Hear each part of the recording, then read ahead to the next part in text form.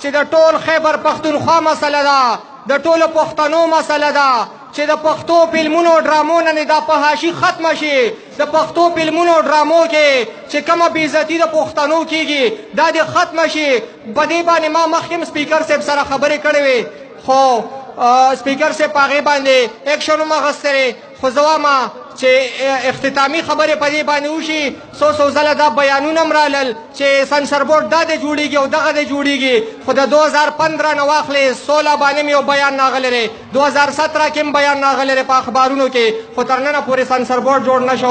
که هم درته مینت هم دا د ضرورت دپاره د عزت چې کله به ختمیږي فحاشي د دې خیبره سپیکر اسدکې سره هم دا ده چې جوړیږي بس اوس په لاګو کېږي، ګندګي به ترې ختمیږي. تر اوسه خو جوړ نه شو سنسر بورډ د زړګي سره سپیکر اسدکې سره.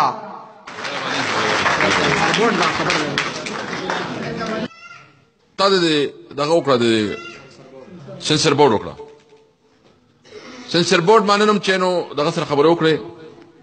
په دې فروری کې به انشاءالله تعالی که خدای ته منظوري او ژوند دي خیر انشاءالله تعالی په دې فروری کې به دا قانون پاس کوم انشاءالله تعالی. ای که چلیک چې پرابلم وو څه مسایل وي هغه موږ حل کړي او موږ ته اسمبلی ته بیا بل راغی. اوس 12 باندې زموږ اجلاس دی، نو په 12 13 14 15 دې کې به انشاءالله تعالی دا بل پاس کوم او پښتانه به د دې لعنت بچکو خلاصوم به انشاءالله تعالی. چې کوم دا چې کوم واهیات کېږي دا خو پښتو کلچر نه دی، دا د پښتو کلچر نه دی. دی چې موږ ته کوم دا ښایي دا کوم د پښتو د بدماشانو یو دغه جوړ کړی او په دې طریقه چې پښتانه خو ډېر په تسلۍ خبرې کوي، ډېر په قدر او په عزت خبرې کوي، ډېر د سلیقې خبرې کوي.